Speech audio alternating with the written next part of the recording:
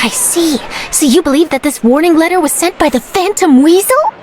Absolutely. I've said it before and I'll say it again. The Phantom Weasel never acts as you expect. He must have faked his own death 10 years ago using a body double. Now that he's back, I'm sure the guards who worked on his case back in the day are in for a headache, but however this turns out in the end, the one thing it won't be is boring. Couldn't agree more. As a journalist, I'm gonna get a lot of mileage out of this one. Thank you, sir, for your time. Now, whom should I interview next? Oh, hey! What a coincidence! Fancy meeting you here. Perfect timing. So, the Phantom Weasel's latest warning letter. What are your thoughts? Yeah, this is the first time we're hearing of this one. Could you clue us in? Huh? Oh, sorry. Yes, this case is from a decade ago. I guess you wouldn't know about it. Well, not to worry. You're in good hands because I'm a professional. The story goes like this. 10 or so years ago, a phantom thief became active in the court of Fontaine.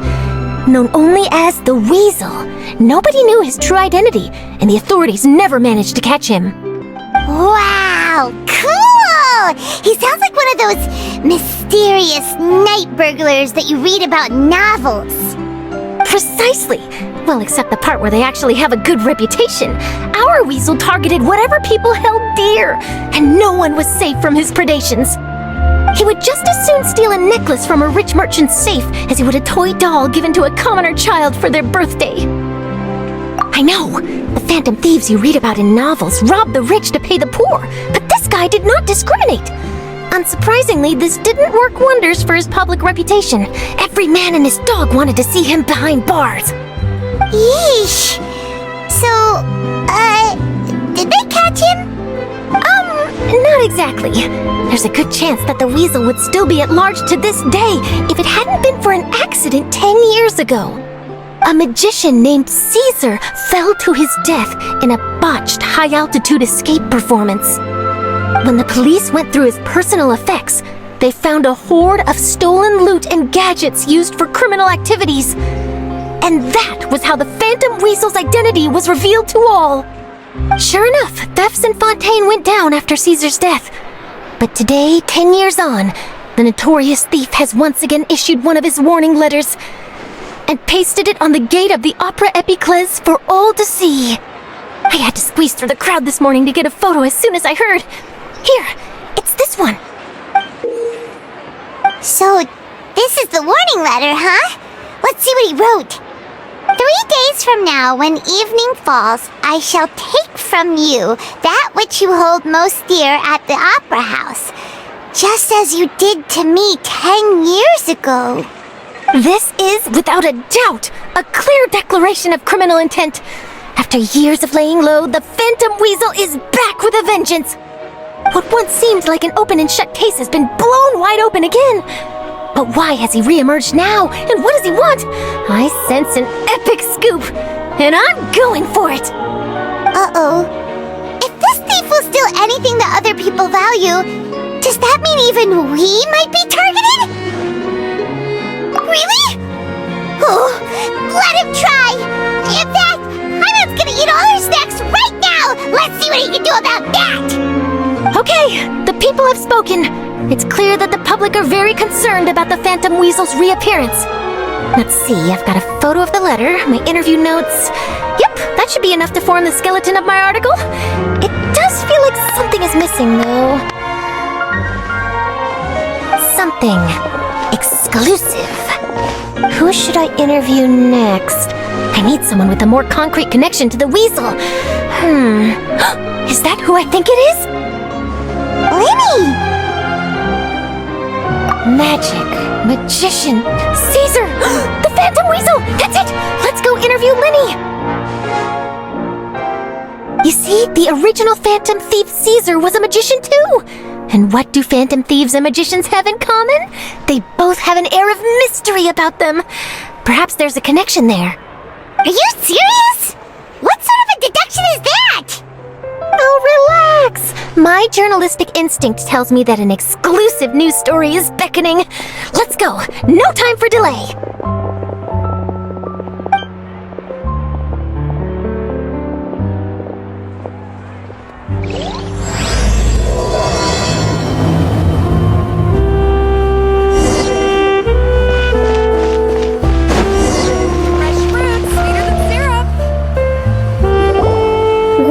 Mr. Magician!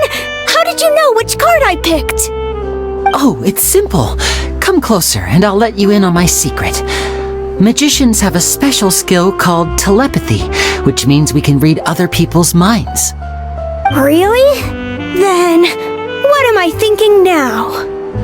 Well, first you need to relax, because I can see that you're clenching your fist in your mind, as if to say, no, I mustn't let him guess it. Aww. And now you're getting a little flustered. You're trying to find a way to empty your mind, to think of nothing at all. But the more you try to hide a secret, the easier it'll come out. You snuck out from home today, didn't you? You told your family a little lie so you could come out and play.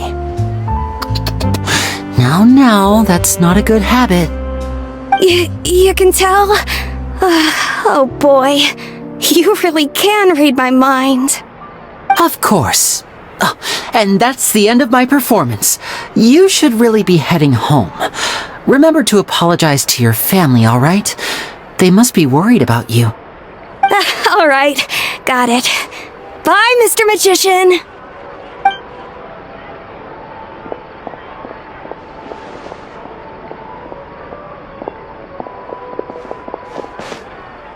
Hey, Lyney? Why, hello. We meet again. Are you looking for me? What's the situation? Well, why don't you guess, Mr. Telepathic? Oh, please. You didn't believe that spiel, did you? The power of telepathy is quite beyond me. I'm sure that child would beg to differ. Seemed like you were right on the money. That was nothing more than a little trickery. I made an educated guess based on his micro-expressions. That, plus the fact that he was the only kid here without his parents, and he looked as guilty as sin. He made it easy for me. You guys, on the other hand... Let me guess. Don't tell me you're here for the Phantom Weasel, are you? Wow! Got it in one! Is this more of your trickery at work? Wait, really? No trickery this time. It was pure luck. His warning letter's been the talk of the town, so I figured that maybe you were asking around about that. Bingo! I plan on writing a column reporting on the latest news about the Phantom Weasel. So, Lyney, what are your thoughts on this infamous thief's reappearance? To be honest, it makes me angry. Angry? Why? You read his letter, right? The Phantom Weasel claims he's planning something in 3 nights' time at the Opera House. That's the night I'll be performing there. What are the chances? Wait a minute, you don't think he's after you, do you? Well, if he is, then his warning is clearly a direct challenge to me personally. And if he's not, then it's still going to be a huge headache for me. The mere mention of the Weasel's name is enough to scare people off. So once the contents of that letter get out, barely anyone will be showing up to watch my show. But I've been preparing for this for a long time. I'm not about to let him ruin my big day. This leaves me with only one choice. I have to expose the Phantom Weasel's identity before the show begins. Really? So what you're saying is, we might get to see a live duel between a famous magician and an infamous thief? Wow, this has exclusive written all over it! To be honest, I'm not sure if I'll emerge the victor. The Phantom Weasel is a notorious crook, infamous for his inscrutable methods. You're being far too modest, Lyney. I think your magic tricks are even more inscrutable than those of a thief. Thanks for the compliment, though I have to say I don't care much for the comparison. A lot of people liken magicians to thieves because we both have the ability to make things disappear without the person noticing. But there's an important difference that these people overlook. Allow me to demonstrate with a quick magic trick. Here, I have a flower, just an ordinary flower that was picked not long ago. Watch it carefully now. 3, 2, 1. Oh, it's gone! That's the question. Where did it go? Therein lies the difference between us. Thieves make precious things disappear, but only magicians make them reappear. If I could now invite you all to check your clothes, there might be a surprise in there somewhere. A surprise? Let me see!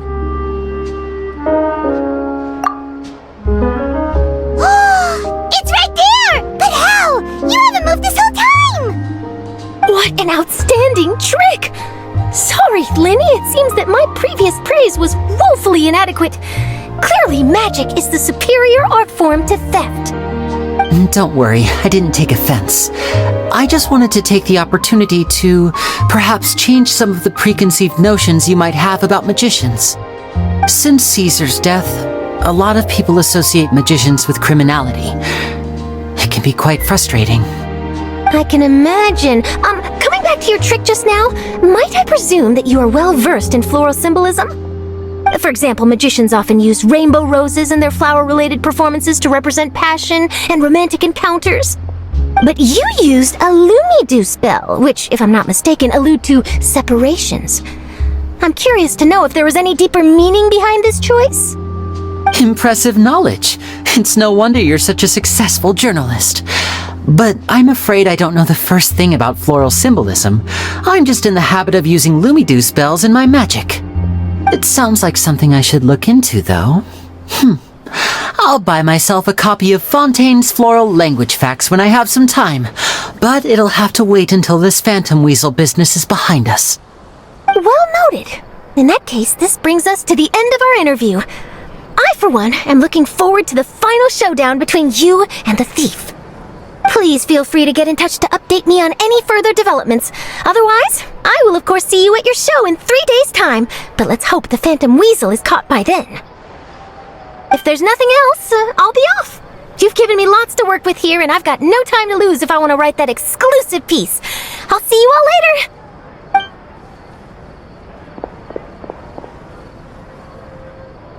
So, Lyney, are you gonna tell us how you did that flower trick now? I'm afraid that's my little secret. Well, magicians are entitled to their secrets. But Paimon's really itching to know how it's done. You feel it too, right? So itchy! Not so itchy then, huh? Well, since you're so concerned, how would you like to serve as my temporary magician's assistants and help me investigate? Magician's assistants? Oh, that sounds fun! Assistants are technically magicians too! Also, it'll bring us one step closer to figuring out how that darn trick is done! Shall we go for it? The first thing we need to look into is who Caesar really was. If he truly was the Phantom Weasel, that means that the weasel is dead, and whoever wrote this warning letter is just a copycat criminal. But if he wasn't the weasel? Well, that'll make things more interesting. It would mean that the weasel lives, and he's been laying low all this time in some corner of Fontaine. And if we're investigating Caesar, his fiancée Gemma is a good place to start. Word is that she visits the cemetery often, so I asked Lynette to wait for her there. We should make a move. Let's go and rendezvous with Lynette.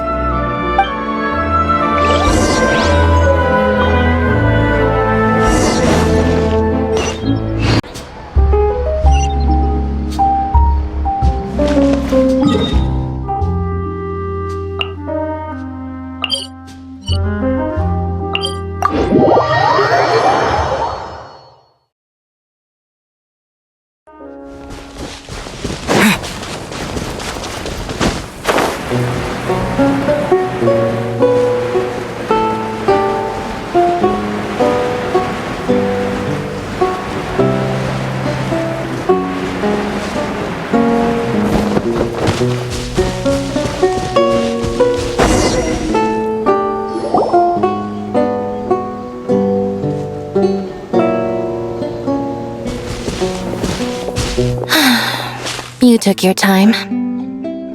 Sorry, I bumped into the Traveler and Charlotte en route, and we ended up chatting for a while. It's been a while, Lynette! We're working as Lyney's temporary assistants in the investigation of the Phantom Weasel. Thank you. It's good to have you helping. So, what's the situation? Have you seen Gemma? Nope. I've been here a while, and she still hasn't shown up. How bizarre. Maybe it was bad intel. Well, we won't get anywhere by standing around waiting. Traveler, Paimon, let's go ask around.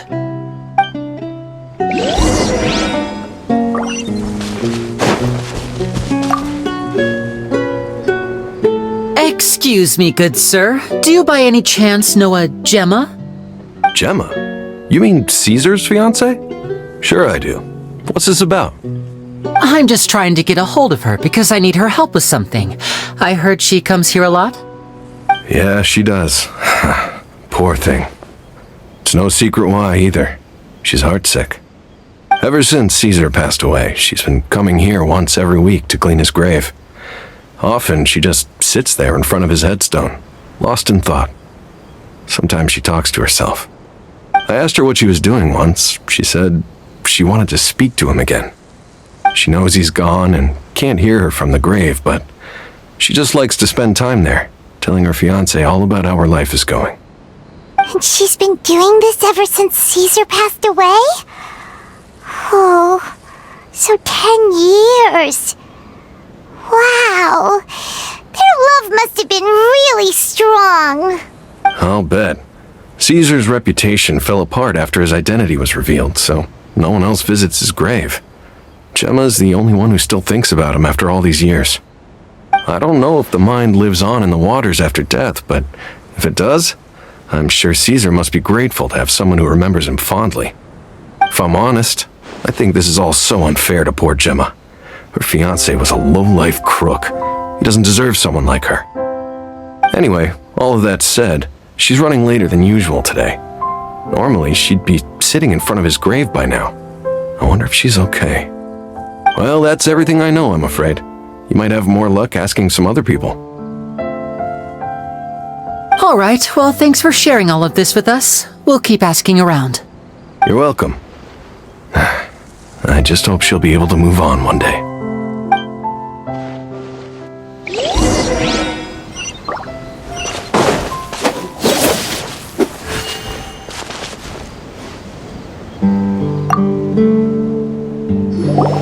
Did you hear the news? They're saying the Phantom Weasel's back.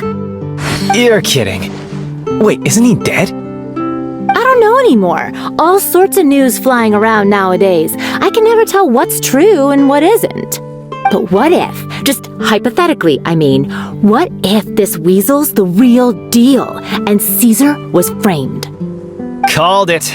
Seriously, 10 years ago, on the day it all went down, I said to myself, you know what? This guy's been set up. The Caesar I knew was a good guy. He gave balloons to children on the street, for Pete's sake. What, are we supposed to believe that he was a balloon thief or something? Give me a break. Oh, please. Weren't you the one cursing his name to high heaven when the police announced the news? You were all, that gosh darn lousy son of a, you think you know a guy, or words to that effect. Wait, did I say that? I don't seem to recall. Hello there. Sorry for disturbing you, but I couldn't help but notice you were discussing the Phantom Weasel. We're actually quite interested in this topic as well, but we're struggling to get to the bottom of it. Do you think you could spare a moment to tell us a little bit about Caesar? You've come to the right people. Yep, I was there. Back when Caesar used to perform magic tricks on the street. He was a great magician. The best trick I ever saw him do was pop a transparent balloon, only for a whole bunch of doves to fly out from the inside. I was right up close and didn't blink or look away once. But for the life of me, I still don't have the faintest clue how he pulled it off. Really incredible stuff. I saw him perform too. He always used to bring some gifts along for the kids who came to watch his show, and he'd hand them out after he was done. Sometimes he even got the kids to write their wishes down, and then he'd make the items on the wish list appear in his next show. He doesn't sound like such a bad guy. But after he died, there were also rumors that he used the wish list to find out what was precious to people, with the intent to steal it later. As I'm sure you know, the Phantom Weasel would steal just about anything from anyone. Whatever the case, now that the weasel is back, Caesar's become a hot topic once more. I bet Gemma must be pleased. If Caesar's name gets cleared, maybe it'll finally give her some solace after all this time. Oh, speak of the devil. That's her over there. If you've got any more questions about Caesar, she's definitely the one to ask. So that's Gemma. Is it just Paimon, or does it look like something's wrong? Wait, it looks like she's injured. Come on, let's see if she's okay.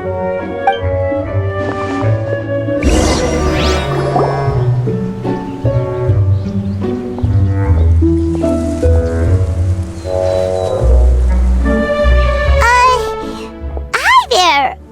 You're Gemma, right? Who's asking? Don't be afraid, we mean no harm. It looks like you're injured. How bad is it? Thanks for your concern, but you didn't answer my question.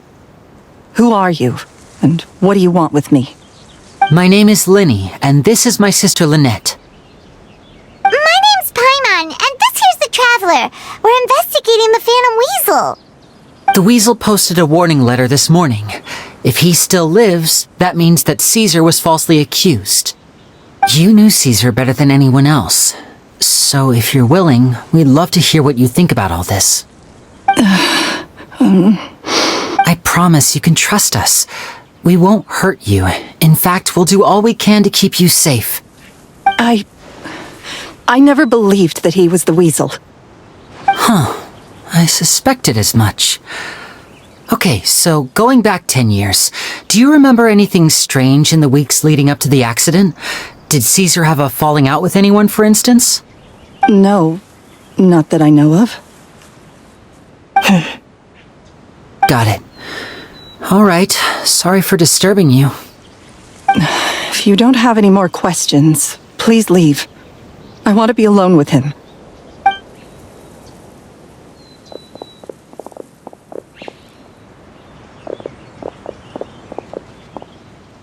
Judging by the look on her face, there's definitely something fishy about her. She's lying. She definitely knows something. That's fair. We're just a bunch of strangers who showed up and started questioning her about things that happened a whole decade ago. It makes sense that she'd be wary around us. In any case, I doubt we'll get any further here, so let's call it a day. Meet me outside Hotel de Boer tomorrow, and then we'll start the next step of our plan.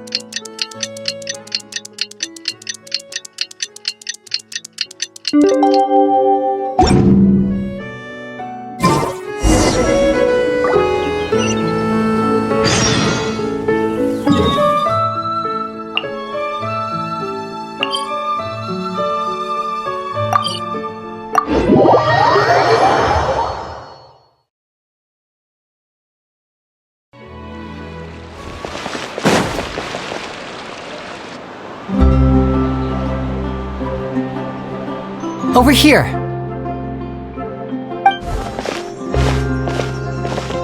Lynette's not joining us today?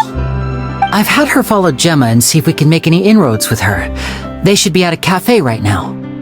Still, I don't think that Gemma's likely to open up to us. So, we need a contingency plan. Today, we'll be looking into a guy named Lorenzo, Caesar's former pupil and assistant. When Caesar passed away, all the stolen goods discovered in his home were confiscated and returned to their rightful owners. But Lorenzo was the only one privy to all his magic secrets, and he inherited his craft. Before long, Lorenzo was the next big magician in town, his fame surpassing even that of his master, and it made him very wealthy. He's since left the magic scene, though, and these days, he's a wealthy businessman with his fingers in a lot of different pies. I had to pull a lot of strings, but I managed to get him to agree to a couple of drinks with me. Be warned, though, I hear he's got a hair-triggered temper. We'd best be careful.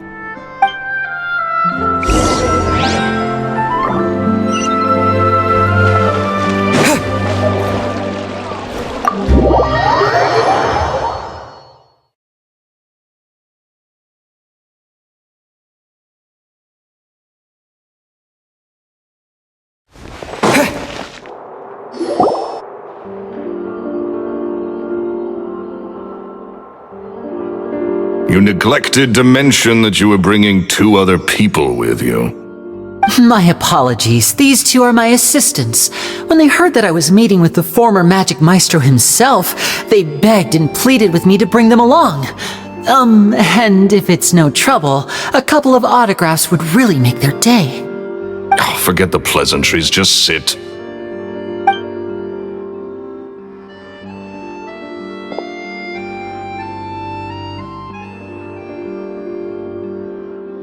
Get a load of this guy. Forget the pleasantries, he says, but he looks pretty happy about Lyney stroking his ego. I only agreed to meet since we're both magicians. Do me a favor and cut to the chase. I have more important things to do than drinking. Much obliged, sir. As it happens, the matter I want to address is also related to magic. Yesterday morning, a warning letter from the Phantom Weasel appeared on the entrance to the Opera House. He claims to be planning something for the same evening that I'm scheduled to do a magic show there. As such, I believe that I may well be his target. I have to get to the bottom of this to ensure that my show can go ahead as planned. Naturally, any investigation into the Weasel starts with a few questions about Caesar, who... What is there to investigate? Caesar was the Weasel and he's been dead for 10 years. So what if some sick creep thought it'd be funny to write a warning letter? It changes nothing. Are you trying to tell me you actually bought it? Please, sir, no need to get so worked up. I do concede that a copycat is but one possibility. Possibility? It's a fact, Lyney. Look, my patience is limited, so listen carefully while I'm still willing to put up with you. The Weasel is dead. Period. Everyone knows that, so do yourself a favor and quit this investigation. It'll lead you nowhere. Look, if this affects your magic show in any way, I will personally compensate you for any losses. Oh, sir, I'm honored, really. But this isn't about finances for me. My pride as a magician is what's at stake here, Lorenzo. Copycat or not, this person has thrown me the gauntlet, and I must meet their challenge head on. Your pride? Don't mince words with me, boy. Just tell me, what exactly are you seeking to do? I want to find out the Phantom Weasel's true identity. I have to know for myself what really happened 10 years ago.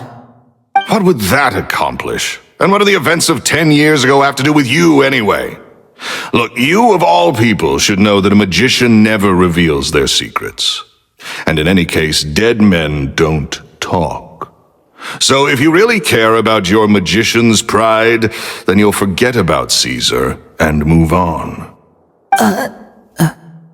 Uh-oh, this is getting awkward. Lorenzo? Is that? Oh, it is you! I know that big, booming voice anywhere. What's up, my man? Want to grab a drink with me? Another day, I'm busy. Oh, come on! You can't be all business all the time. You know what they say? Live fast, die young. You gotta learn how to kick back and relax once in a while. If I wanted your life advice, I'd ask for it. Now get out of my face and go be drunk somewhere else. Sorry, my good sir. I don't believe I've had the pleasure. Oh, hey! Edmondo. He and I are business pals. We worked together a bunch of times. This is your first time meeting him? Oh, he's always like this. Foul-mouthed and hard-nosed. Never heard a kind word out of this guy the whole time I've known him. And he wonders why he can't get a girlfriend, despite being What? Pushing 40, 30, something? Anyway, point is, a lot older than when he first got rejected by the girl he was into. And he's still into, from what I hear. Shut up and get out of my face. Another word out of you and you can forget about doing business with me ever again. Do I make myself clear? Sorry, I may have had a little too much to drink. All right, I'm gonna leave. Don't work too hard.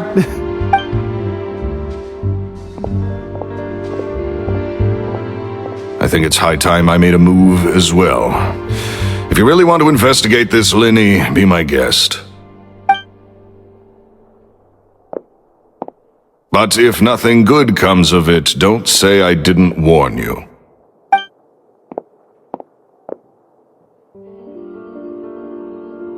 Well, that fell to pieces in a rather spectacular fashion. Any thoughts? Totally. And what was all that about compensating you for your losses? Why would someone you just met make an offer like that? He's gotta be hiding something. And not like Gemma. She was a little suspicious, but this guy's definitely covering something up. I think so too. We need to look into Lorenzo more closely. That guy Edmondo seems to know a thing or two about him. He only just left. Let's see if we can catch up with him.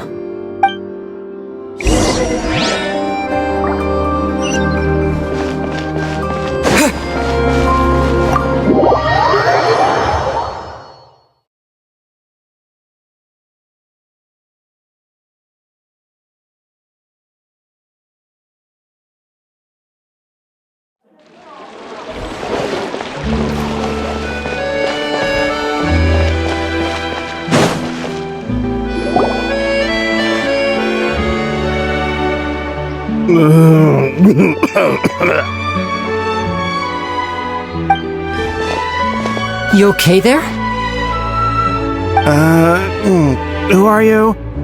Oh, it's you guys. Don't worry about me. I must have had one too many. I just need to ride it out.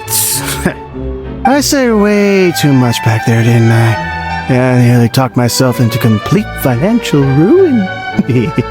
Note to self, no more drunken chats when Lorenzo's around. So, he was serious about threatening to cut you off? Ugh, Paimon knew he was a bad egg! Hey, keep your voice down. Don't go prying into Lorenzo's personal affairs. Bad things happen to people who ask too many questions, or make an enemy out of him. What kind of bad things? Don't even ask. I'm sorry, I'm gonna have to cut this conversation short. I'm not crossing that line again.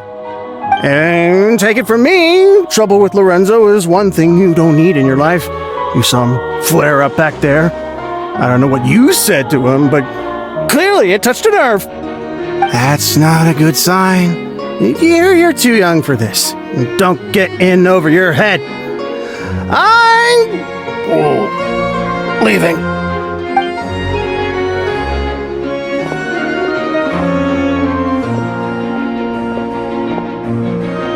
And there he goes. What do we do now, Lyney? Shh! I think we're being watched. Someone was listening in to our whole conversation. Don't say anything and don't look back. Any altercation in the city will attract the guards. We'd better take this elsewhere.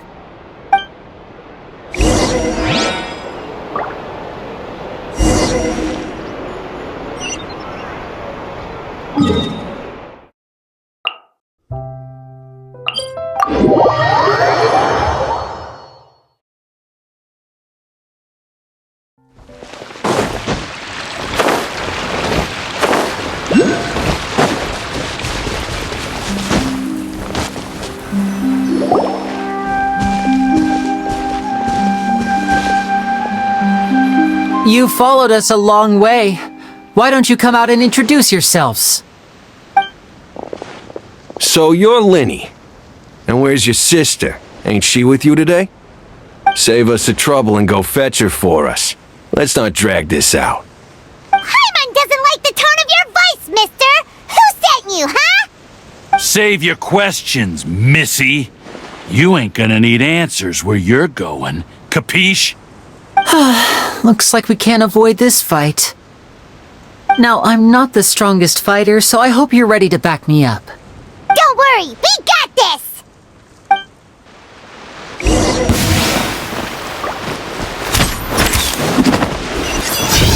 I'm fine.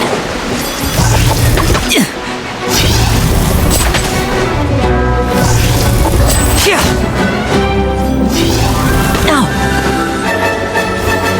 And voila! Scatter!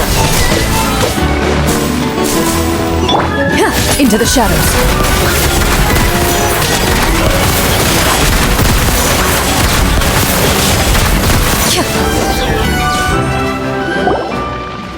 Curses. They're tougher than we thought. Vision wielders are always trouble. Intimidation ain't gonna work like it did on the lady. Come on, let's scram! Hurry, wise guys! We ain't through with you yet! Oh, they got away! Did you catch what they said just before they left? Something about intimidating someone else. Sounds like they just wanted to rough us up as a scare tactic, and they've already done it to someone else, but who? You're right. She was injured when we saw her yesterday, and she acted like she had something to hide. Maybe she was too scared to tell us the truth because those guys had threatened her. Well, if that's the case, she should be more willing to open up to us once she learns that those thugs won't be bothering her anymore. Let's head back to the cafe and see if we can get any information from her.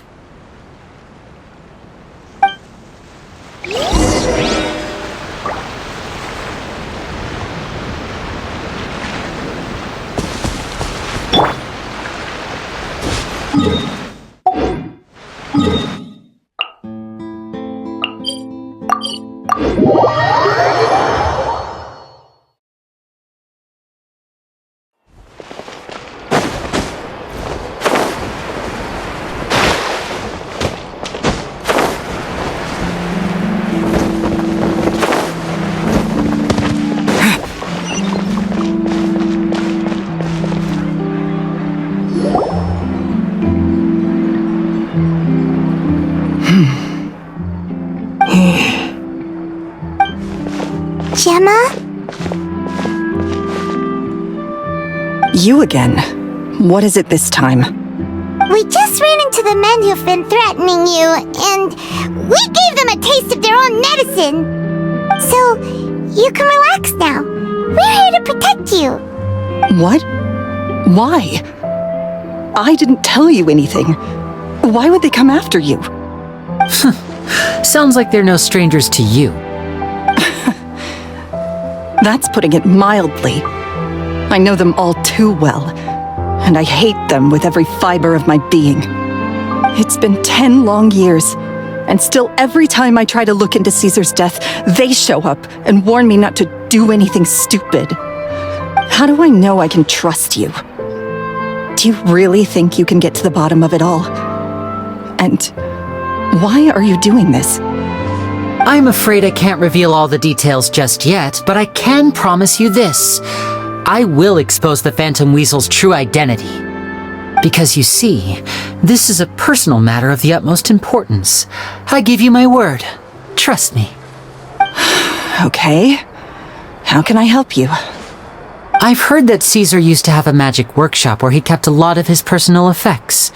If possible, I'd like to take a look at them. Do you know where it is? The Fleuve Sonde. But the place was sealed up by the police after his death, and no one's been there since. I also know that the Fleuve Sonde is dangerous territory. Lots of hostile groups lurking around.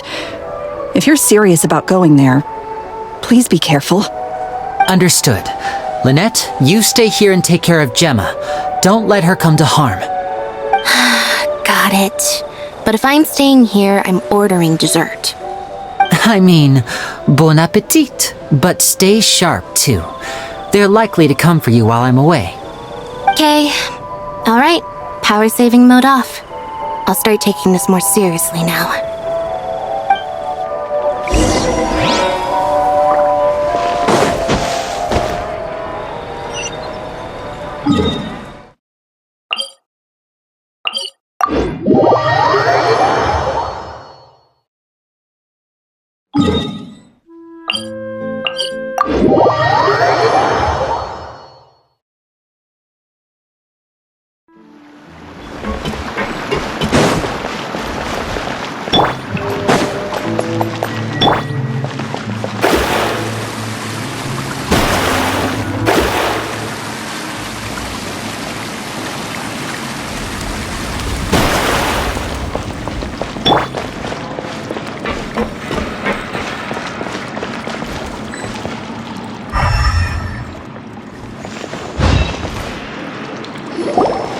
If Gemma gave us the right location, then the workshop should be right nearby. Looks like these boxes are blocking the entrance. Let's shift them away first. There we go. It should be just down here.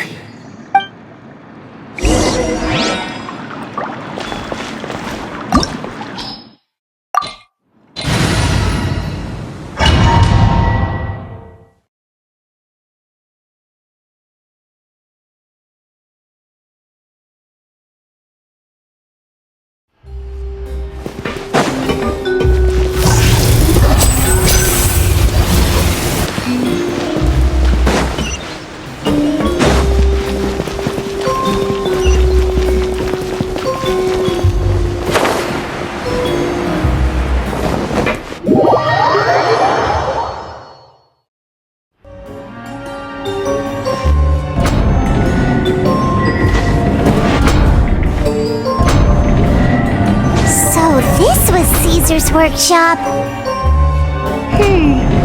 Nothing suspicious here, just normal magic props. Let's head in further. What was that? Oh, is this one of Caesar's gadgets? Guess we must have triggered some sort of device.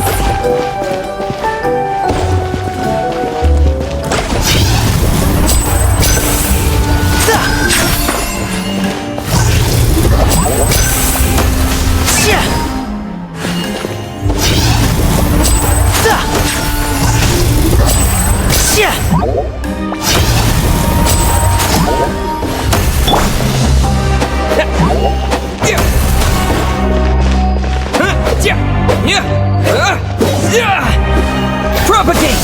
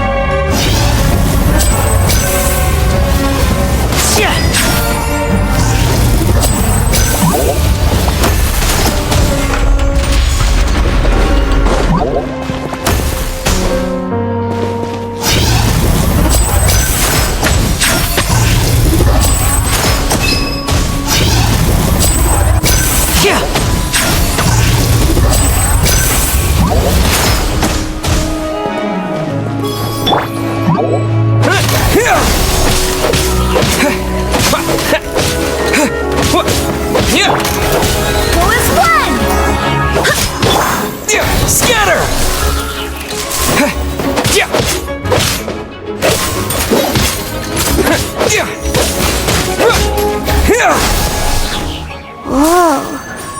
Look! The doll in the box is glowing!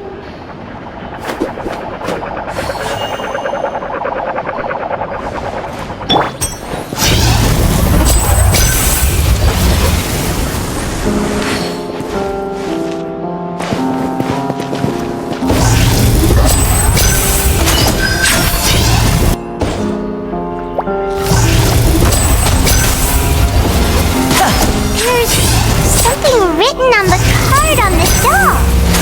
Let's take a closer look.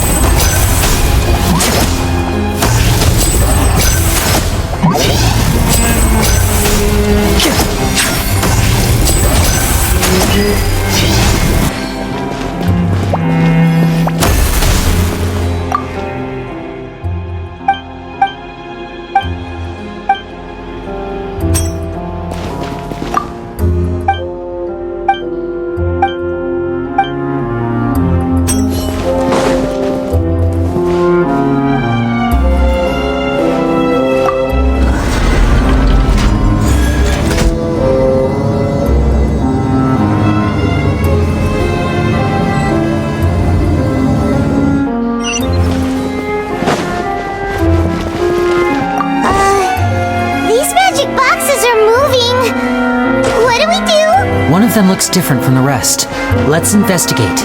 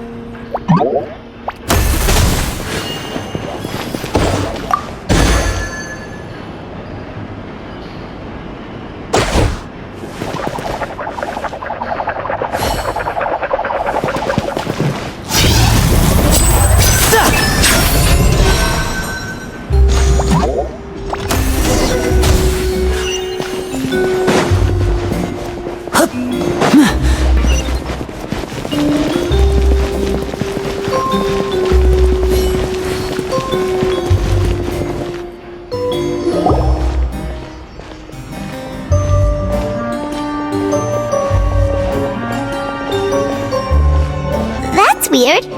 Have we reached the end already? There's nothing here. Maybe this was a wasted trip. This place seems a little too ordinary for a magician's workshop. There's a distinct lack of mystery. We've triggered quite a few devices on the way here. I'm starting to wonder whether Caesar built this whole place as one big, elaborate magic contraption. If so, then there must be more to this place than meets the eye. Maybe a hidden room somewhere. Aha! If I just move this book, then hopefully... And... presto! A secret passageway! How did you know? I'm a magician too, and apparently great minds really do think alike. Looks pretty big inside. Let's head in and take a look around.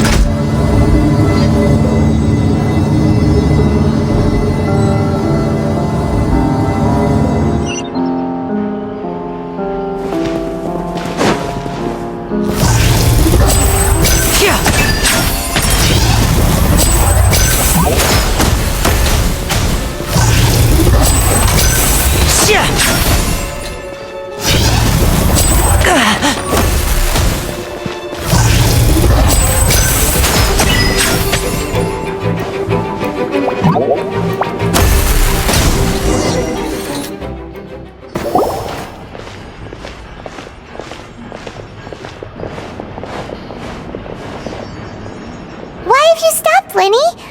Is there some device in that box? It just looks familiar somehow. Let me check this out for a second while you guys go on ahead. If anyone makes a major discovery, let's rendezvous here. All right, see you in a bit.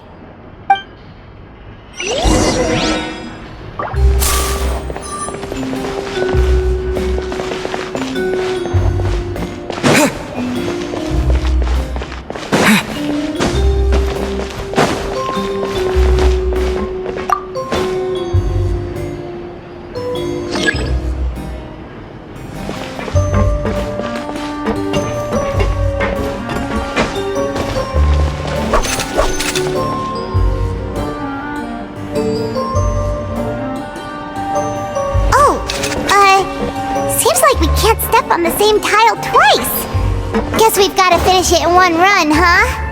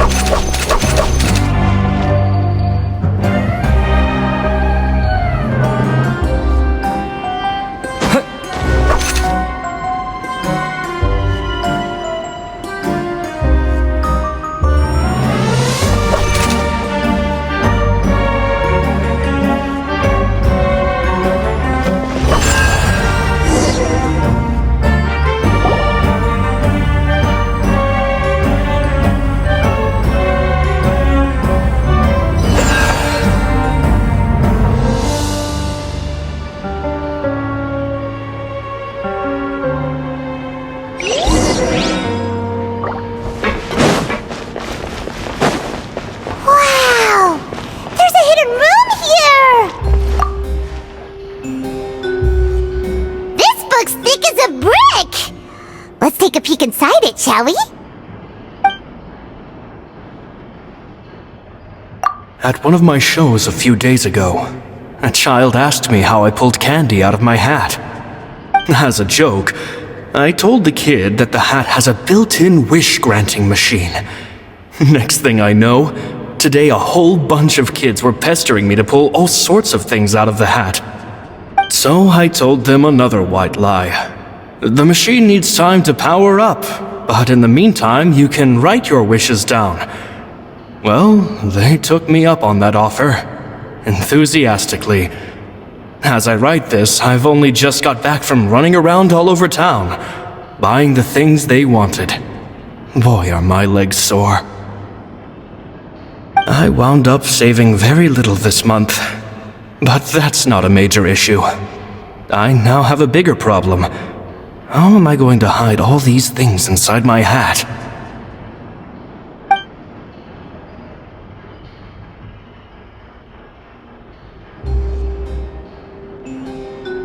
Two children came to talk to me after today's show. I don't know why they were out on their own. They looked much too young to be unsupervised. I do hope they got home safely. Anyway, they said that they wanted me to teach them how to do magic. It's not uncommon for children to ask this, of course, but I've never seen any of them as serious about it as these two. I told them that learning magic is very hard work, but that didn't faze them at all. It's like they already knew. They seemed so committed. I couldn't turn them down.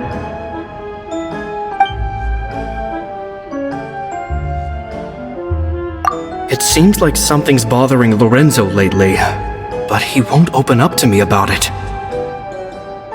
Surely he's not upset that I agreed to teach those two children.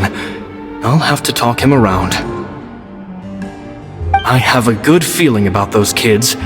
They're naturally talented, and it seems like they're not new to the world of magic. They have all sorts of fantastic ideas. All I'm really doing is helping them develop a more professional standard training plan.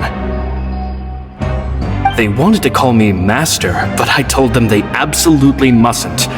Any magician worth their salt could have taught them what I have. They're the geniuses here. Compared to them, I don't deserve to be called any sort of master. With time, I have no doubt that they could become far greater magicians than I. My only concern is why they're so mature for their age. I fear they've had to grow up too fast. I don't dare to imagine what they must have been through. Gemma thinks so too. She doesn't like being around them. Says that their eyes are too piercing. They don't bother me, but then again, I've never been the sharpest tool in the shed.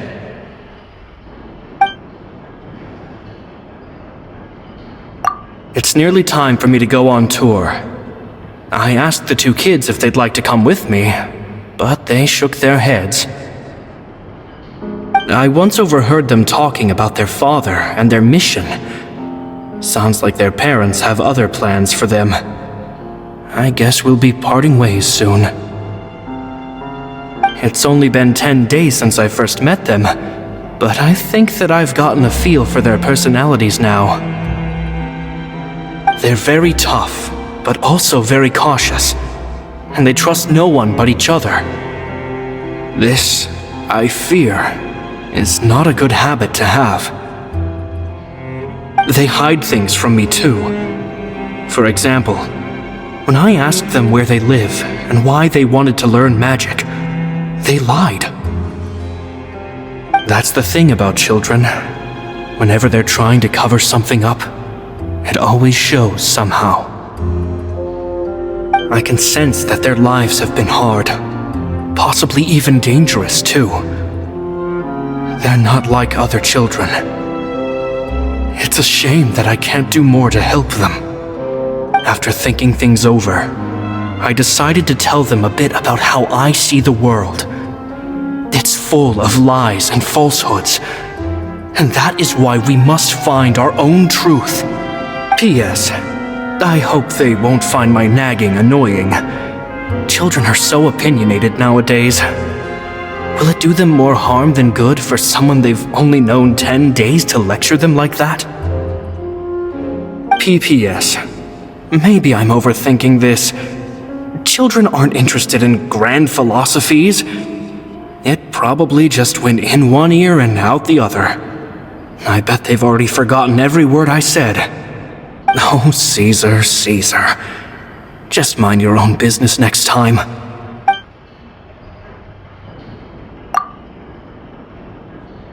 Two magic geniuses with a father and a mission, huh? Sounds a lot like he was writing about Lyney and Lynette, don't you think? So did they meet Caesar when they were kids? Let's go ask Lyney!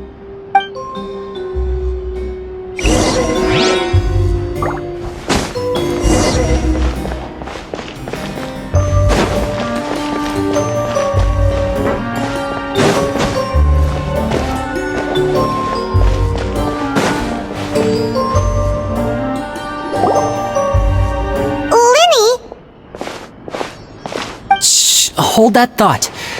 As I expected, there's a lot of fishy things going on in this place. Fishy? Uh-oh, what have you found?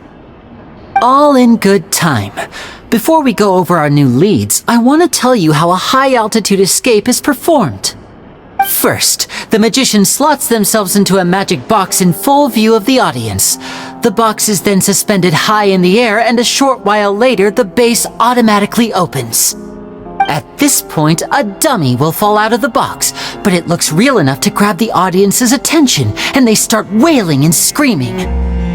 Meanwhile, the real magician, who has by now blended into the crowd, waits for a good moment to make their appearance and put on a hysterical performance. Oh no! Is that me? Did I just fall to my death? Very vivid description. Paimon can really picture it. And then what? The audience's gaze then turns to the magician, and by the time they realize what's happened, the dummy has vanished, as if everything that just happened was some sort of shared illusion. Of course, that's just how I think the process should work, theoretically speaking. The inventor of this trick never performed it successfully. When the box opened, Caesar was the one who fell out, and not the dummy. He fell right to the ground from the highest point of the opera house. No one could hope to survive that fall, not without a vision at least. And no one else has ever attempted this trick since. My understanding of how it works is just based on what I could gather from his notes and the relevant gadgets here in his workshop. So Caesar's famous high-altitude escape has never been done, huh? Paimon was about to say how cool it would have been to see it in person, but if it's that dangerous, it's probably for the best that no one else tries to do it.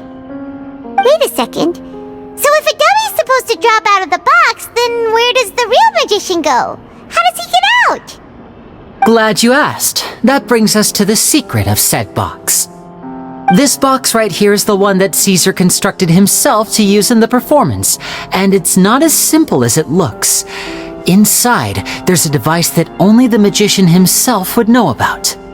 Once the magician's inside and the box is lifted up into the air, the audience's view of the box is fixed at a certain angle. From where they're standing, they have a clear view of the front, sides, and bottom, but the back and the top are now no longer visible. At this point, the magician presses a button inside the box, opening a secret door out of view.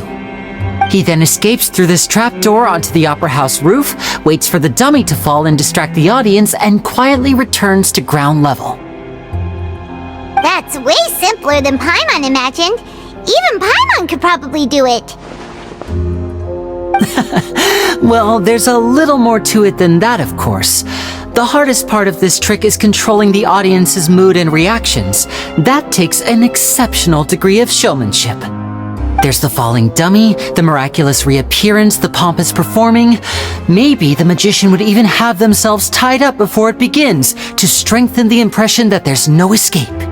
Many days and nights of careful research and painstaking practice would have gone into this, all culminating in a performance just a few minutes long, but one that still manages to transform the shock and grief of a tragic accident to the joy and laughter of a mesmerizing magic trick.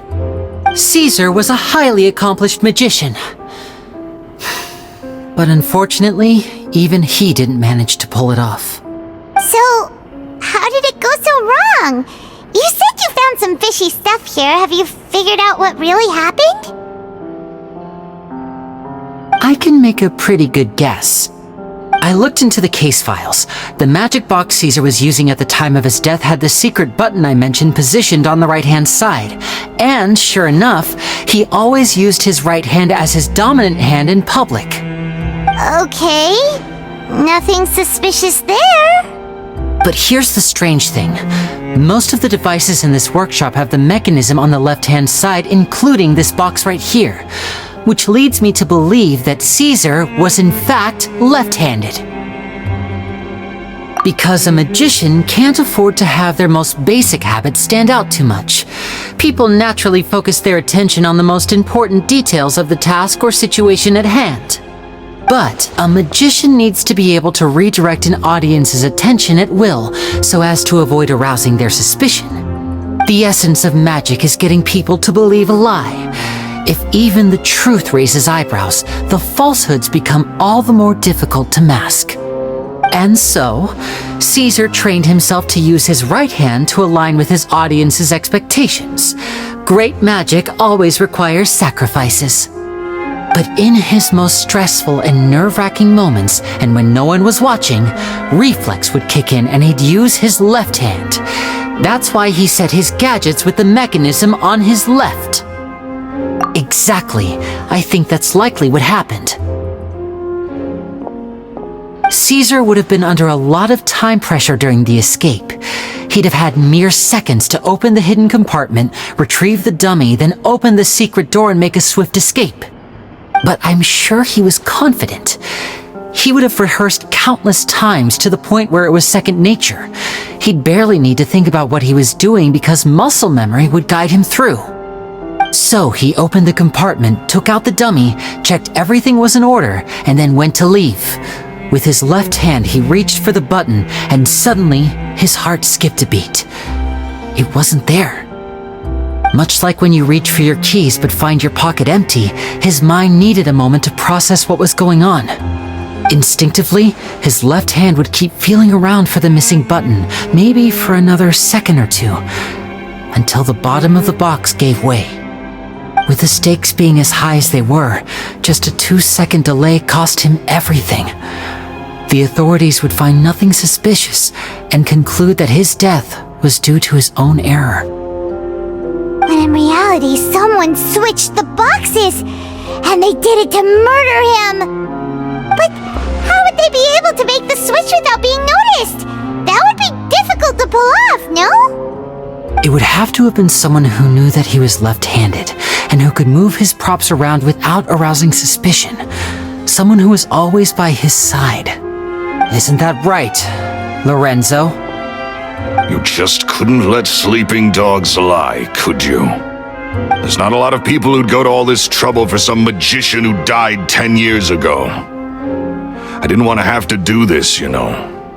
Silencing you the hard way just creates more problems for me to deal with. But I gave you your chance.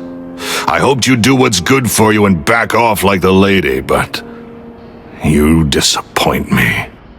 You mean Gemma? So you are the one who's been threatening her! Yes, although however stubborn she might be, she was never much of a liability. But you people, you never even knew him, but for some reason you just wouldn't drop it. Which is why you can't leave this place alive. Take them out, and make it quick. Do your worst!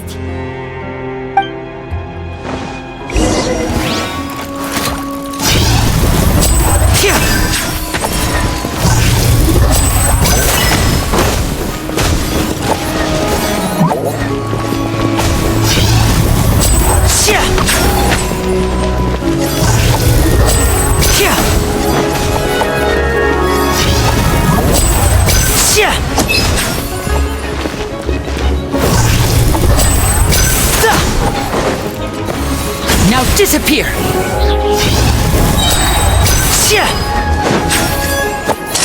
Let's get this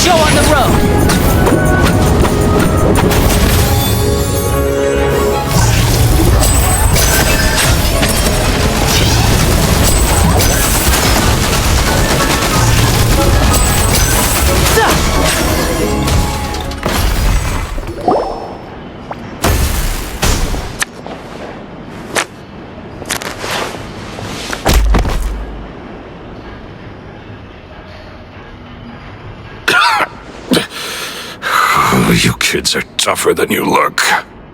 Had enough yet, Lorenzo? Your cronies can't help you now.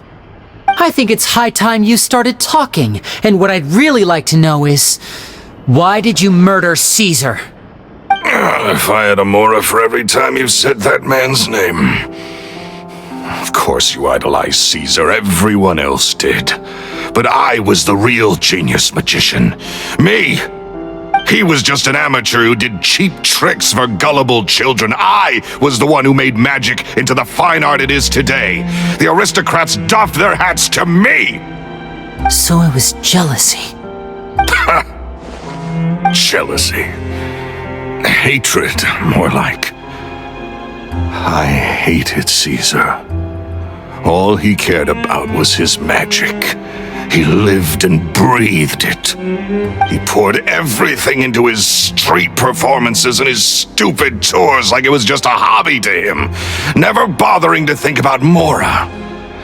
What sort of fool devotes their life to the art of deception and never has a Mora to show for it? But the people loved him, didn't they? Oh, how they looked up to him. No one gave me a second look. All I ever heard was, "Oh, your master's amazing, isn't he?" Amazing. Yeah, so amazing that he was completely broke. Every other apprentice was living it up at their master's expense, but no, not me. I put in all the work, mastered all the skills, and it brought me nothing more than the life I already had. He forbade me from using magic to trick people out of their mora. There was nothing he hated more than that. And with his reputation in Fontaine, it was too risky for me to go it alone. As long as he was alive, if I dabbled in my own brand of money-making magic, he would expose me, and it would destroy me. I had to kill him. There was no other way. He had to go. And this was your only motive? It was reason enough. What other motive would I need? Well, I was under the impression that there might have been other factors at play. For instance, maybe you were in love with Gemma, but she was engaged to Caesar. In love with Gemma? Don't be ridiculous. Guess I was wrong about that then. Next question. Are you the Phantom Weasel? I am. Caesar was so strict with me. He insisted that his way was the right way, that the sole purpose of magic was to bring joy to the world. I never bought into any of that. I was more interested in the practical value of magic. Sure enough, it helped me fill my pockets with all kinds of valuable treasures. Oh, yeah! Charlotte told us that the weasel would steal whatever people valued, no matter how much it was worth. That's just how it looked from the outside. What would any thief want with second-rate loot? I've only ever targeted high-value items. I stole cheap things as a way of practicing my craft. It was other people's overactive imaginations that conjured up the preposterous image they then dubbed the Phantom Weasel. So that's the story, huh? Well, I hope you're ready to tell it all over again during your trial. What choice do I have? You're a pack of wolves, and you've got me between your jaws. You've seen what's here, and my last-ditch effort to stop it getting out has failed. What else can I do? So be it. I've enjoyed power and wealth for the last 10 years, the likes of which Caesar could never give me. I wouldn't choose for things to end this way, but I regret nothing. Very well. In that case, I'll contact the guards. Traveler, Paimon, keep an eye on Lorenzo for me. I'll meet you just outside the workshop when I'm back.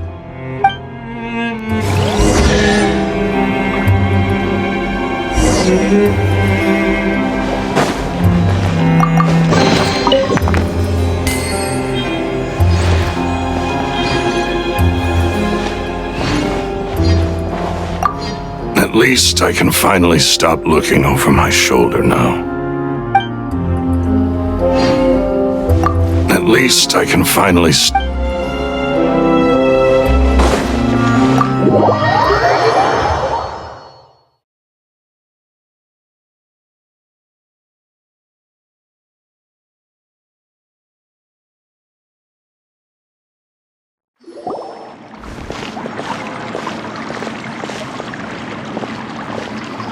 Lyney has told me the whole story.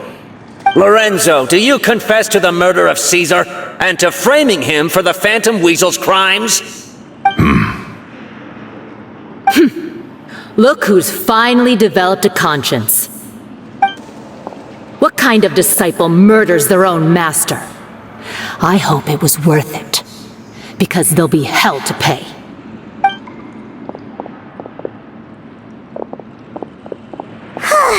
Looks like it's all over.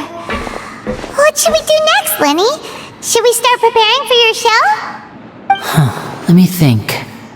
Let's rendezvous with Lynette and Gemma first. With Lorenzo in custody, Gemma will no longer have to fear for her safety. Good point! We should go tell Gemma the good news right away! It'll give her some peace of mind for sure!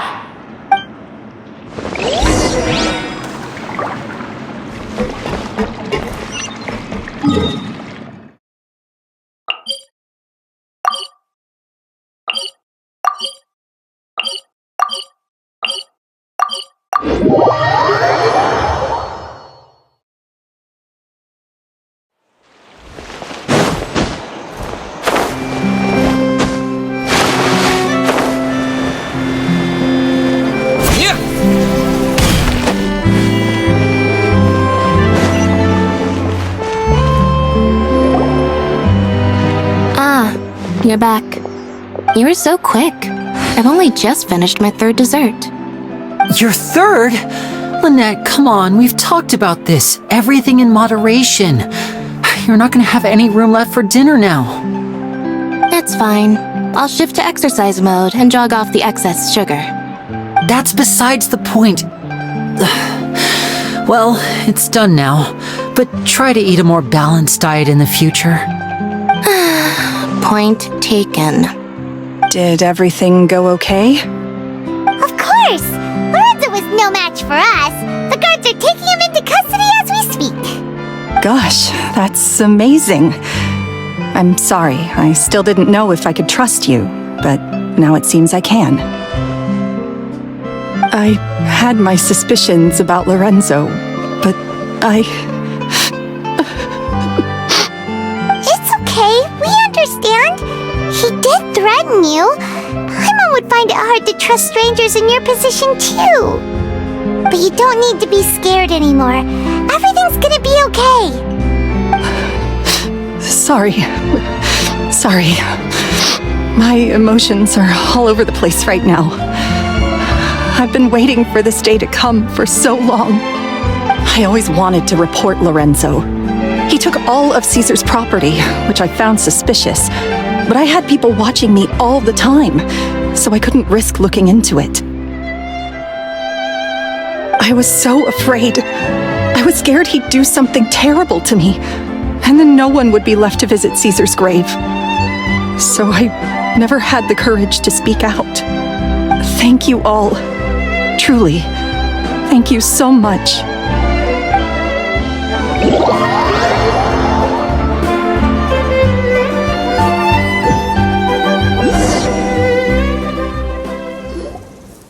Thank you all for clearing Caesar's name. I never would have guessed that Lorenzo was the real Phantom Weasel. He never showed any signs that there were problems between him and Caesar in public. From the outside, it looked like they got along great. And to think that lowlife's been living life to the fullest all this time while Caesar's name was getting dragged through the mud is a travesty. At least his soul can finally rest in peace now, thanks to your efforts. If only I'd realized before it was too late. Don't blame yourself, Gemma. This isn't your fault. Yeah, you still have the rest of your life to live. Caesar wouldn't want to see you spending it feeling guilty. Cheer up, Gemma. My brother's doing a magic show at the Opera House tomorrow evening. Would you like to come along? It might raise your spirits.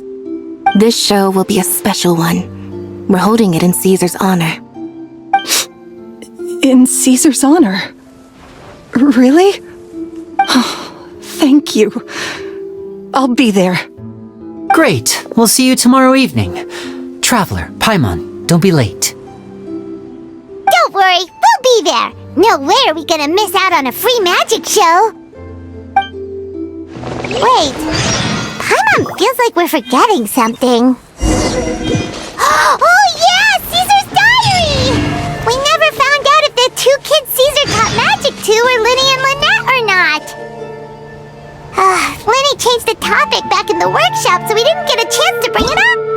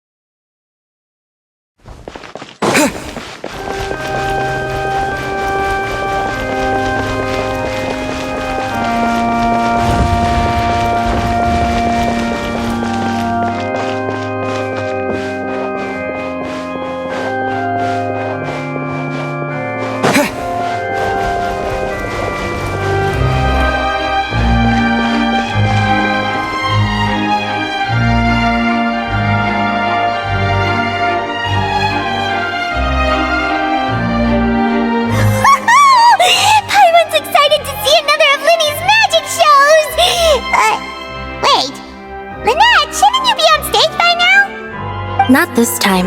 My brother's going solo today. So, I'll be watching with you. Good evening, ladies and gentlemen. I hope everybody's ready because the show is about to begin. The great magician Lyney has prepared a spectacular show for us all tonight, concluding with an all-new grand finale that no audience has ever seen before. Thank you all so much for coming. Now, prepare to join me on a journey through the mystical and miraculous.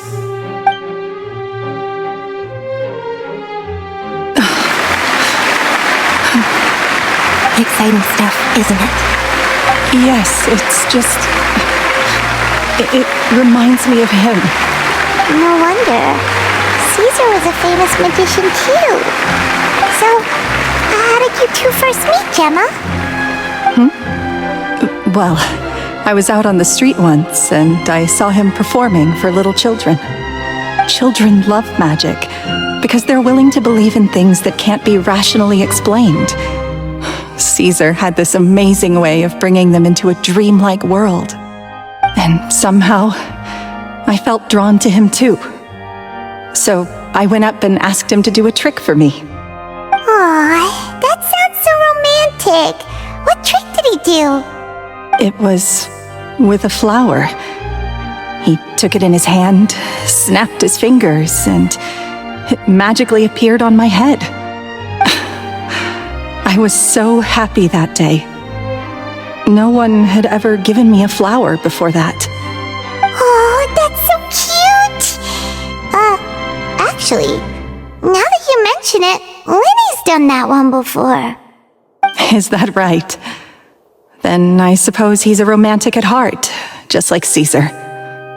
So let's treasure the time we have with him. After all, you never know when the people dearest to you might be gone. That's right. It's all over now. Paimon doesn't really know how to comfort you, but At the very least, no one's gonna be intimidating you from now on. You can breathe easy at last, right? Right. Yes, you can breathe easy now, Phantom Weasel. See? Even Lynette says... Wait, what? The Phantom Weasel? Lorenzo escaped? Where is he? What do you mean, Phantom Weasel?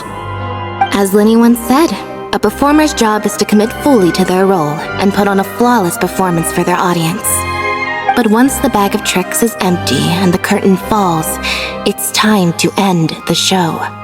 The spotlight is no place for someone with no more cards up their sleeve. It's been 10 years, Gemma.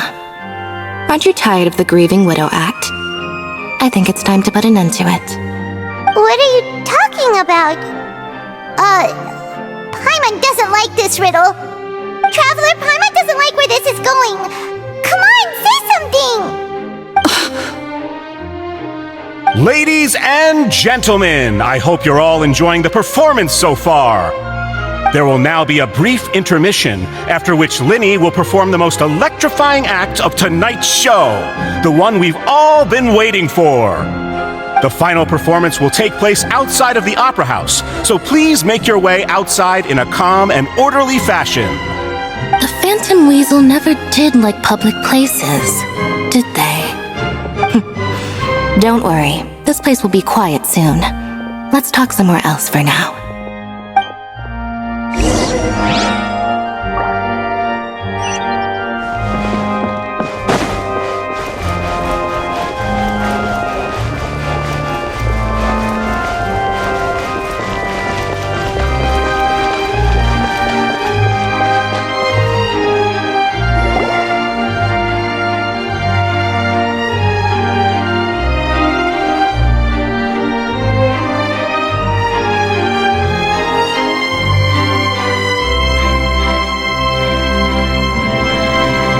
Dear me, this is awkward, isn't it? And unfortunately, I'm all out of gadgets, so I'm afraid I can't do any tricks to liven up the mood. This is a big mistake for a magician to make, but thankfully, I do have a backup plan. Now, who wants to hear a story? Lyney, don't we have more important things to address right now? Lynette accused Gemma of being the real Phantom Weasel a moment ago. Oh, what the heck's going on? All in good time. Magicians are good at guessing what people are thinking. I know the questions you want to ask. And as it happens, the story I'm about to tell might answer a few of them. Really? Well then, let's hear it! Paimon's dying of curiosity here! Let's go back to the very beginning. A decade ago, when the Phantom Weasel was terrorizing the court of Fontaine. She never missed a target, never left a trace, and no treasure was safe from her thieving hands. But as her infamy grew, so did the readiness of the police, and her opportunities to act became ever fewer. Every day she ran the risk of being exposed for who she was. Of course, she could not simply take this lying down, and before long she found her ticket to freedom. She would create a scapegoat, a false weasel to close the chapter on her behalf. After weighing her options, she set her sights on a renowned magician, Caesar. After all, magic and theft shared enough similarities for people to buy the story when the truth came out. So then what? Being the master deceiver she was, the weasel easily earned Caesar's trust. Now all that remained was to frame him for her countless crimes. But as she was considering how to make her move, she noticed Caesar's aggrieved pupil, and a new thought entered her mind. Maybe I don't need to get my hands dirty after all. At her encouragement, Lorenzo tampered with Caesar's magic box, causing him to fall to his death. Afterwards, Lorenzo seized his master's property, and the weasel set about tarnishing Caesar's reputation. Two co-conspirators committed the perfect crime.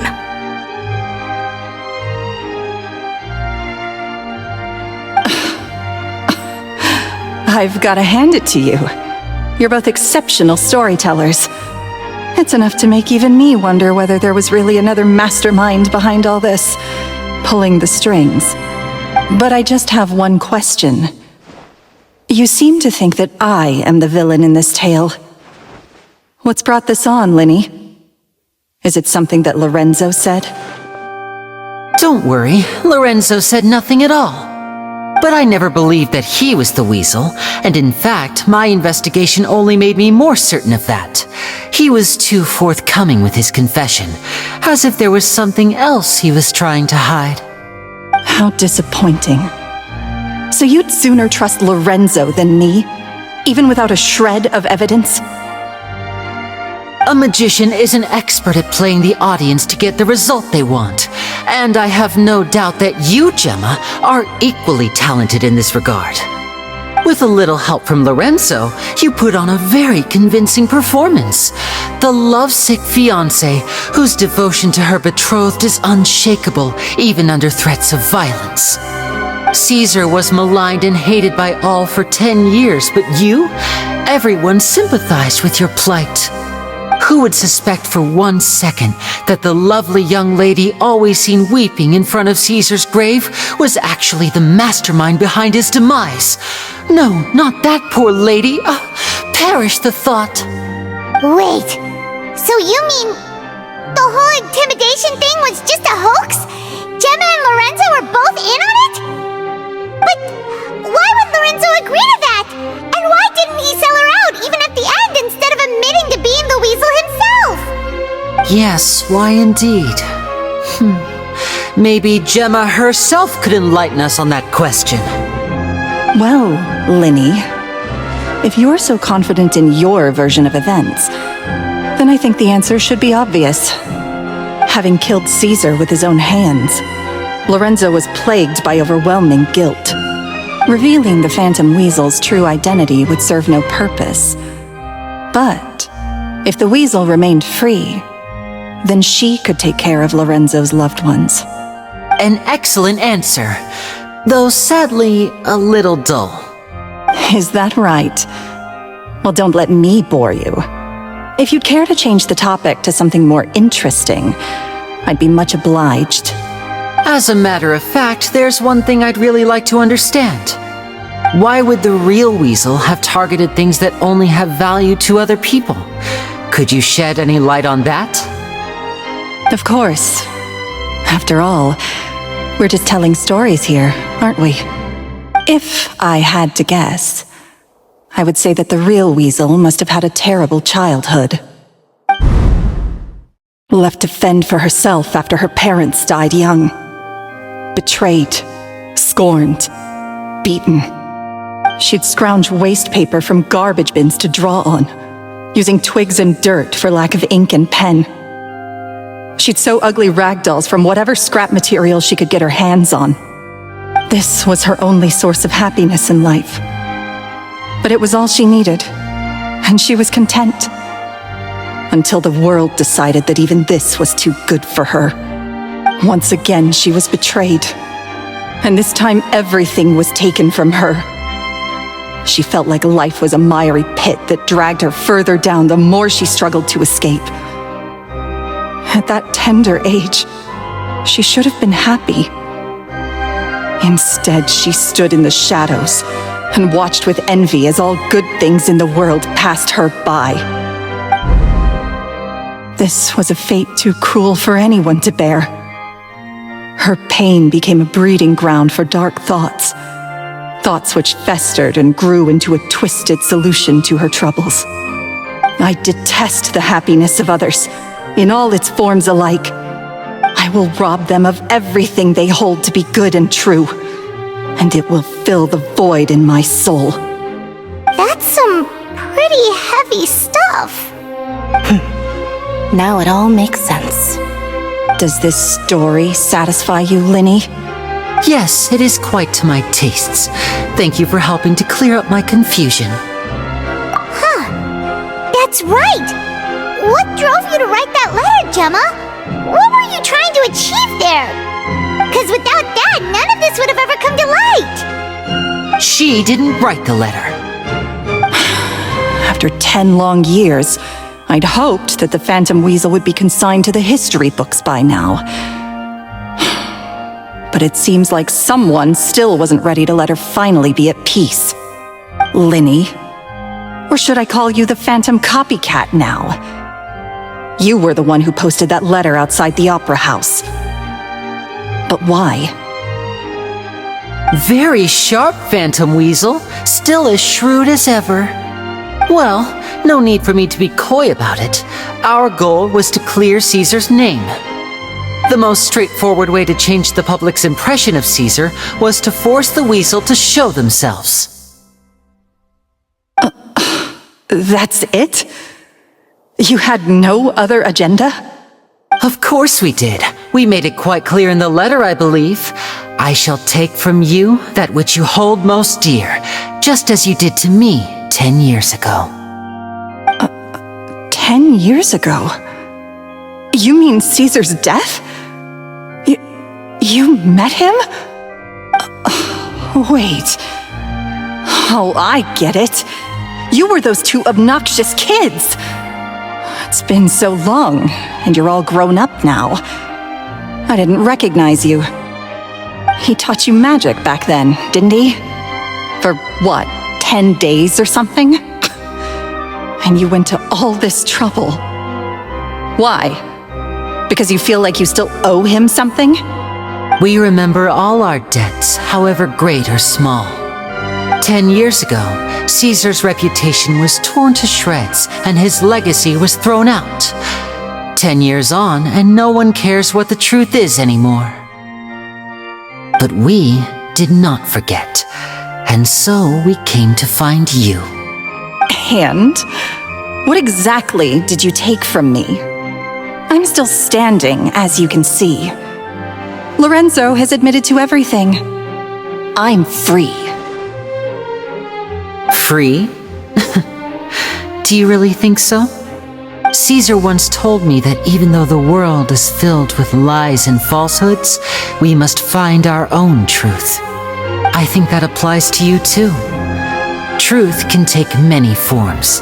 Prized possessions with nostalgic value, fervent hopes and dreams, and irreplaceable people.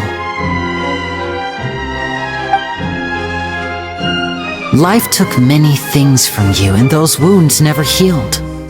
When they ached unbearably in the dead of night, stealing became your way of numbing the pain. What are you trying to say? I'm saying that for the last 10 years, you've been living a rather uneventful life. Perhaps that's because you found something other than a life of crime to fill the hole? Back to Lorenzo for a second. He murdered his own master, played along with your act, and took pains to make sure any suspicion would be directed towards him. But what did he have to gain from all that? He knew who you were and the things you'd done, and despite that, he was willing to give everything up for your sake. He's the reason that you haven't felt the compulsion to steal in all these years. You're more than just accomplices in murder. You're the only real friends each other has. So I think you know, deep down, that he is the only truth you have in your life. But that truth is gone now, and I guarantee you, you'll never see it again. Congratulations on your freedom, Gemma. Your freedom will cost you dearly. From now on, you'll be all alone in a world full of lies and falsehoods. I do hope you'll be able to bear it. You've still got a long life ahead of you after all. Gather round, one and all. The time has now come for the amazing Lyney to perform his final act in tonight's show. I'm sure you're all wondering what he has planned for the grand finale. Well, wonder no more, for the answer is a death-defying high-altitude escape. A high-altitude escape? I'm sure you all remember the magician Caesar. This was the very trick that led to his fatal fall, after which he was dubbed the Phantom Weasel. But we have now learned that Caesar was wrongly accused, and that the real Weasel has now confessed to their crimes. Guess that's my cue to leave. Whew. I've been practicing this one for ages now, but I'm still a little nervous. Traveler, Paimon, I hope you enjoy the rest of the show. There may be a lot of people watching tonight, but you alone are my true witnesses. Lyney, wait. You two hid a lot from Caesar. He went to his grave without ever knowing your secrets. So what about now? Are you an open book? Or are you still the same as ever? You don't have to tell lies to end up isolated and alone. One day, you'll end up exactly where I am today. Maybe then you'll finally understand. You're wrong. I'm nothing like you.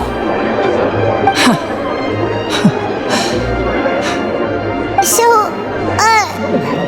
what are we, doing now? Like Lyney said, when you're ready, let's head outside and watch the show. But what about Gemma? She'll figure out what's best for her soon enough. Oh, and if you'd like to see Lyney after the show, you know where he'll be. The usual haunt. All right. Well, let's go and watch Lyney's finale then. This trick's a pretty dangerous one, but he should be able to pull it off, right?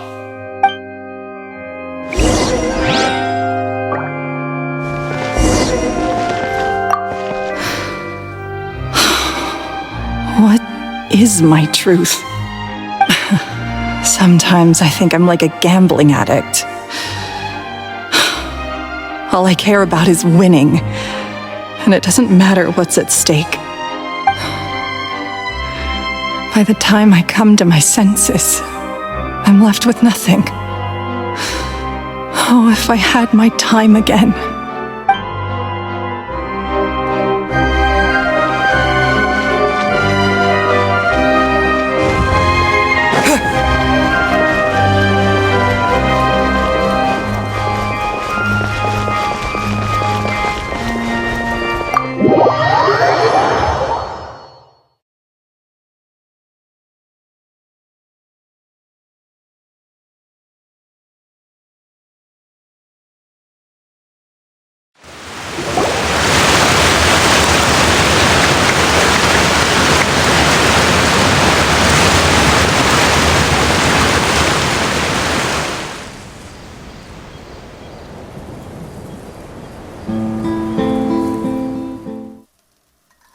Magic should be mysterious, surprising, and defy logic. Magic is hard work. Every single movement has to be practiced thousands of times. It's alright. We're used to that.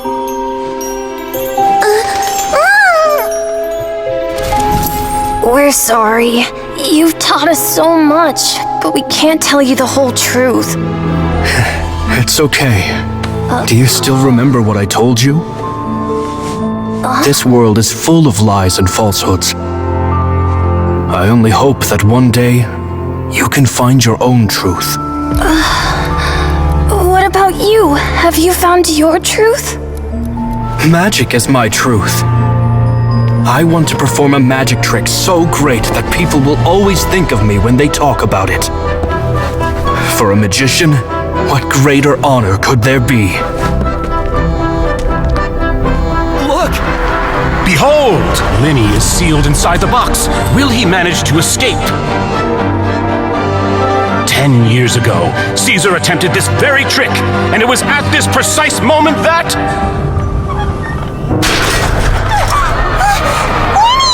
Watch out!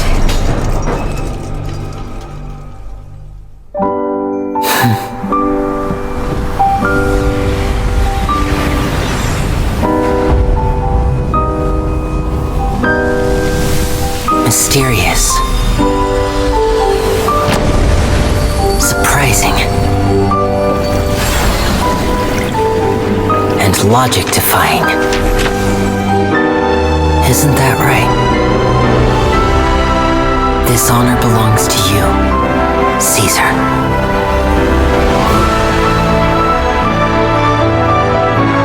I'm just sorry it's a little late.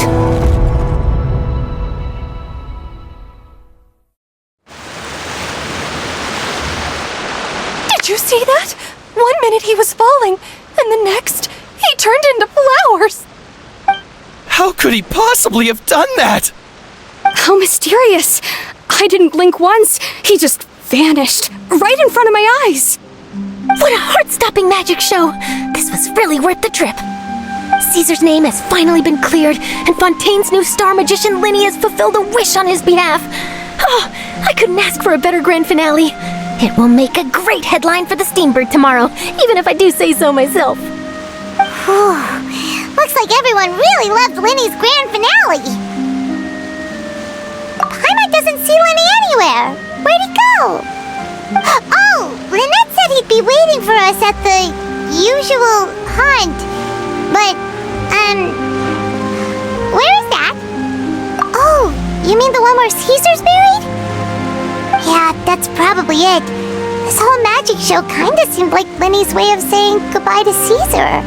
So it makes sense that that's where he'd be afterward. Alright, let's go look for him there.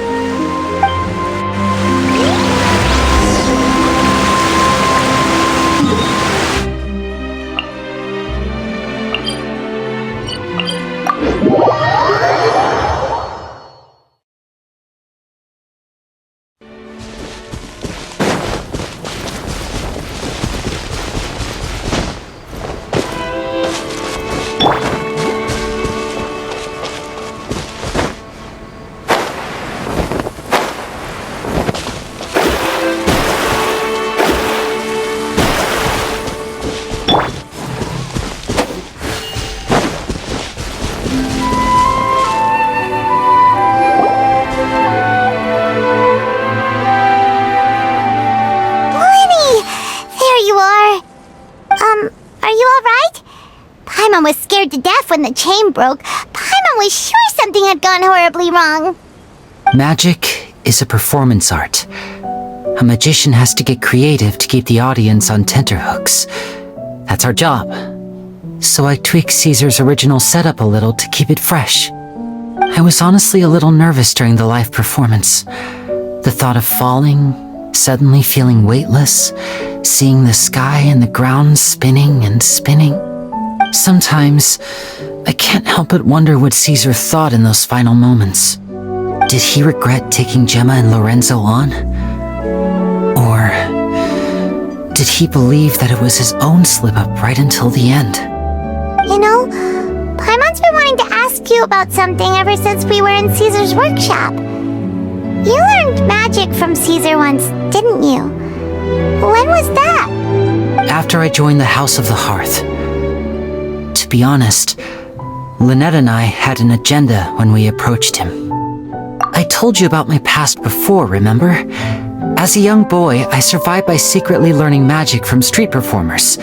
I'd watch their tricks and try to figure out how they were done. But I quickly realized that observation alone could only get me so far. What I saw was the polished final performance, but the rigorous training they put in behind the scenes remained invisible to me. I needed to learn how to improve my sleight of hand, hone my misdirection skills, and make niftier props. We were gifted enough that we'd made some progress by ourselves, but without proper guidance from a professional magician, we quickly plateaued. So that's why you sought Caesar out? Yes. We figured there was no harm in asking, but it took us by surprise that he was so willing to teach us. In all, we only spent 10 short days together, but he was very good to us. By contrast, we hid so many things from him. For instance, when he asked why I wanted to learn magic, I answered, "It's my passion." But in truth, there was already a lot more to the story by then. After being taken in by an aristocrat for our magic talent, then betrayed soon after, this was no longer about me doing what I loved. What amazed me was how the lie escaped my lips even as I was hesitating over whether to tell him the truth. Trust is a beautiful thing. Sadly, I'd forgotten how to trust by then. Lyney. Still worried about the way I feel? You really are a gentle soul, aren't you? But don't worry, I'm used to it now. From the mansions of the elite to the house of the hearth, lies and selfishness have followed me and Lynette everywhere we go. After Caesar went on tour, we became busy with our missions. The next we heard of him was that he'd fallen to his death, and was now declared to be the Phantom Weasel. That night, I remembered his smile. But as I lay there, I didn't know what to say to him. To keep secrets is to put up walls. The longer you keep them up, the less you let people in. Then, one day, you look around and realize your life is like an empty auditorium after a show, full of seats once occupied by all the people who left. But I guess that's the price we have to pay. You only realize how much someone really meant to you when you lose them completely. That's why I was so confident this would hurt Gemma. Because I felt it for myself. Yeah, cheer up, Lyney. We've had to say our fair share of goodbyes during our journey, too. But whatever happens, Paimon always believes in what tomorrow brings. Delicious food, fun toys, and the traveler by my side. Paimon just needs to focus on things like this, and all the unhappy stuff goes right out the window. You know, Traveler, doesn't that kind of make you Paimon's truth? Exactly. It's the same for me and Lynette. We are the truest thing each other has in the world, and nothing can replace that. Life has taken plenty from us, like it did from Gemma. But at least it left us with each other. That's what gave us the strength to get through the darkest days. That's why the darkness never consumed me, and why it never will. Maybe we live in the shadows too, but we remember every precious ray of light that shines through. Alright, time to lighten this conversation up a little. What did you think of the show tonight? Were you happy with it? It was amazing! Paimon just wishes we hadn't been so distracted with the Gemma situation. We spent most of our time in the Opera House just talking and pretty much missed the entire first half of the show. Lyney, could you do just one more trick for us? Whoa, that's a bit of a tall order, I'm afraid. The show's just finished, so my sleeves are decidedly card-free right now. Aw, come on! Surely you can think of something. The Lyney Paimon knows can do anything if he puts his mind to it. Oh, alright then. I'll give it a go, but only because it's you. Watch closely. I have a flower in my hand. You liar! There's nothing in your hand! We ain't going along with this! Huh? My goodness, you're right. But I could have sworn I brought one here with me. Okay, try this. Count down with me. 3, 2, 1. 3, 2, 1! Now, have another look around. Maybe the flowers appeared somewhere else. Really? Let's see. Wow, there it is! Oh, this is a different flower from the last time, right? This one's called, oh yeah, a rainbow rose. But more importantly, Paimon has to know how the trick is done. Please, Lyney, pretty please! Well, if you want to learn magic, you'll have to start by addressing me as teacher. Fine! Please, teacher, please! Since you asked so nicely, I'll share one little tip with you. Namely, the student of magic cannot solely rely on others being prepared to reveal their secrets. You have to observe, think, and find the answers for yourself. Is that it? Look at the time. We shouldn't linger here too long. Thanks again for coming to see my show. I bid you both good night. I look forward to seeing you again. Alright, fine. See ya! Shall we head back now too? Oh, Paimon can't wait to read The Steambird tomorrow. Paimon bets Lyney and Caesar will be plastered all over it. Let's head to the Steambird's offices tomorrow morning and see what we can find out. Yeah!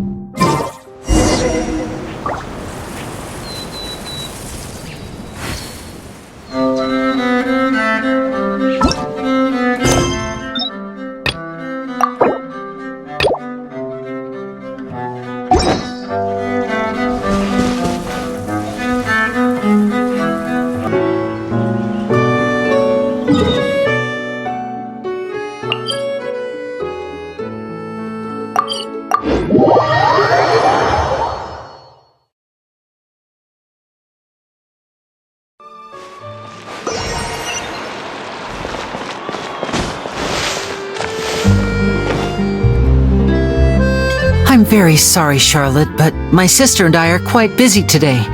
I'm afraid we'll have to decline this interview. Oh, please, Lyney, I'll only take a moment of your time, if you would be so kind. Huh? What's happening here?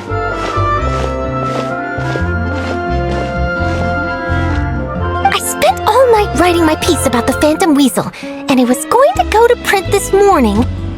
But just as dawn broke, I suddenly received news that Caesar's fiancée, Gemma, had contacted the guards and confessed to having been the real Phantom Weasel all along. That was quick.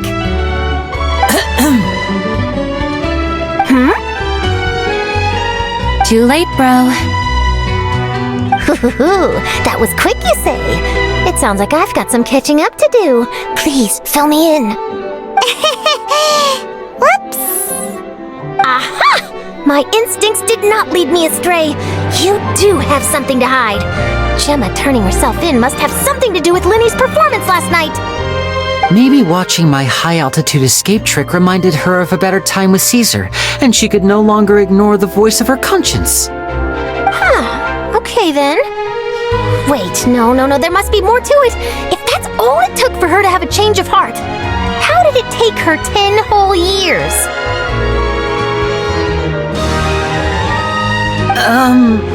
Well...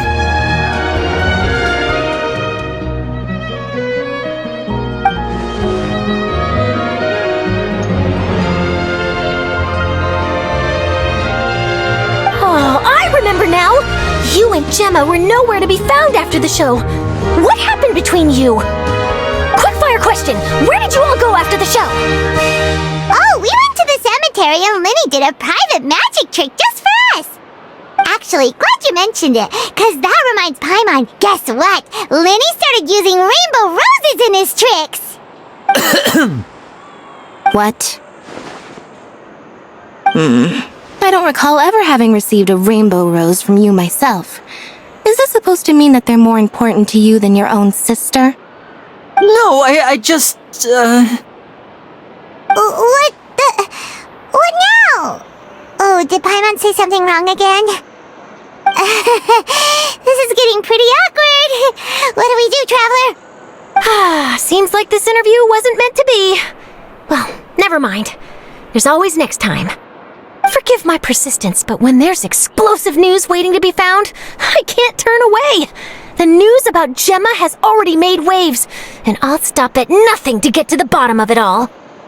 Apparently, one of the things she said to the guards was that her final wish is to see Lorenzo one last time.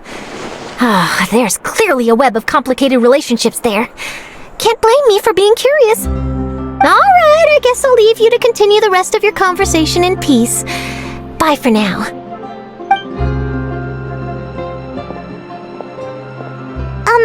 Lynette? Paimon didn't mean to... Don't worry, I wasn't angry. I was just trying to distract her. Oh, really? Oh, thank goodness. You scared Paimon there. Phew. You and me both, Paimon. You and me both. At least it did the job, right? Please, take good care of that rainbow rose. I'd be really upset if you lost it.